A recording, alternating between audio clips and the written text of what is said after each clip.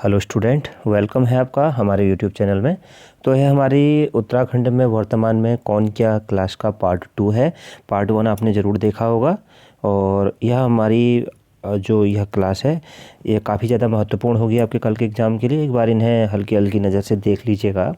कल एग्ज़ाम देने से पहले एक बार आप इन्हें ज़रूर देखिएगा, जितने भी विद्यार्थी इसको देख पाएँ आप एक बार ज़रूर देख लीजिएगा। काफ़ी ज़्यादा हेल्पफुल होगी आपके लिए यह, क्योंकि काफ़ी संभावना रहती है 1-2 नंबर के प्रश्न आने की इससे।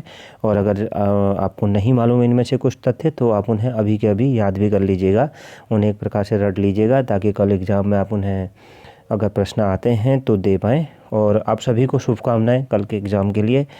और जितने भी विद्यार्थी इसे देख रहे हैं वो सभी सफल हों इस क्लास को। जितने भी विद्यार्थी, जितने भी लोगों ने यहाँ फॉर्म भरे हैं, अप्लाई किया है, वो सभी इस एग्ज़ाम में सफल हों। भगवान आप सबके ऊपर आशीर्वाद बनाए रहें और आशा करता हूँ कि नए वर्ष में आप सभी को एक बढ़िया सी जॉब मिले और आपको दोबारा से फिर यूट्यूब में इस तरह से क्लासें पढ़ने की ज़रूरत ना पड़े और यहीं आपका सिलेक्शन हो।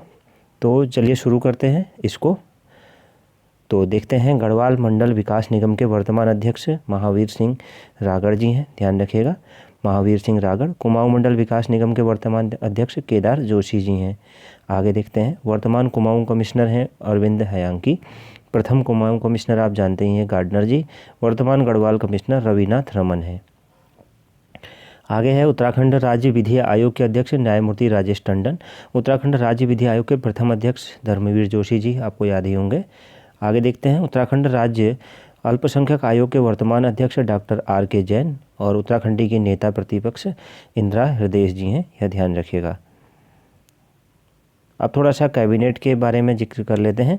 उत्तराखंड के कैबिनेट मंत्री व उनके पास मंत्रालय, तो मुख्यमंत्री हैं त्रिवेंद्र सिंह रावत जी सबसे पहले। तो देखिए, मुख्यमंत्री जो हैं वो क्या क्या उनके पास है, देखिए, स्वास्थ्य एवं परिवार कल्याण मंत्री, गृह मंत्री, वित्त मंत्री, गोपनीयता, कार्मिक सतर्कता, विधि न्याय मंत्री, गन्ना विकास, चीनी उद्योग मंत्री, सुराज भ्रष्टाचार उन्मूलन, आपदा प्रबंधन मंत्री, तकनीकी शिक्षा मंत्री, ग्राम्य विकास मंत्री, सड़क सुरक्षा मंत्री, लघु मध्यम सूक्ष्म उद्योग मंत्रालय, खादी ग्रामोद्योग, खाद्य एवं नागरिक आपूर्ति मंत्री, पेयजल एवं स्वच्छता मंत्री, सूचना प्रौद्योगिकी विज्ञान एवं प्रौद्योगिकी, जैव प्रौद्योगिकी मंत्री, चिकित्सा स्वास्थ्य एवं परिवार कल्याण मंत्रालय।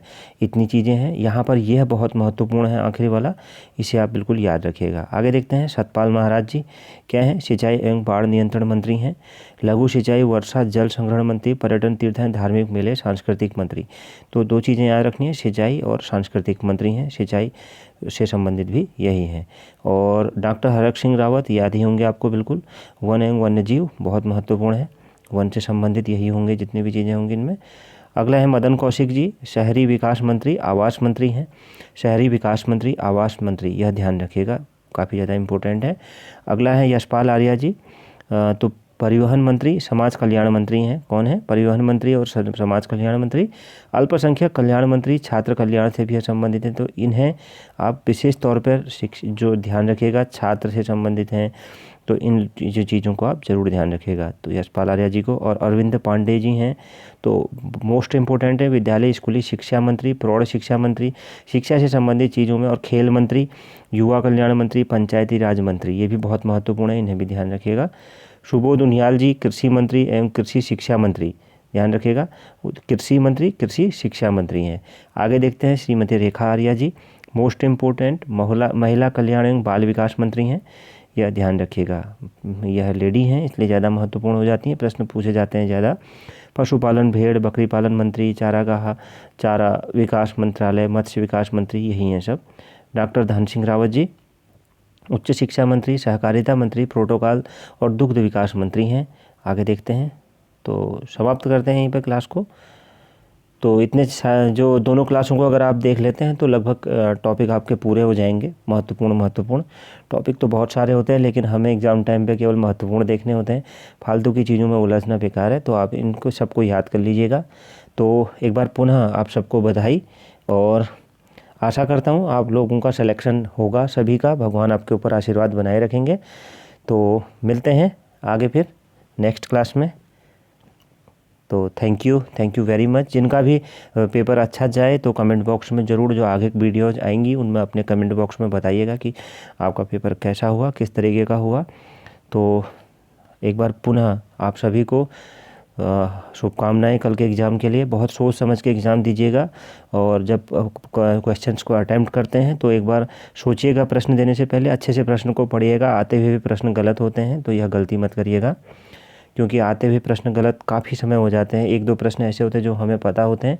अगर आपको ऐसा लगता है तो उस प्रश्न को आप छोड़ दीजिए, बाद में उस पर विचार करिए, कभी कभी याद आ जाता है। और अच्छे से पढ़िएगा, हिंदी के प्रश्नों को बहुत ध्यान से करिएगा। हिंदी के प्रश्न काफ़ी बार गलत होने की संभावना रहती है। तर्क शक्ति के प्रश्न को भी आप ध्यान से करिएगा। तो थैंक यू वेरी मच।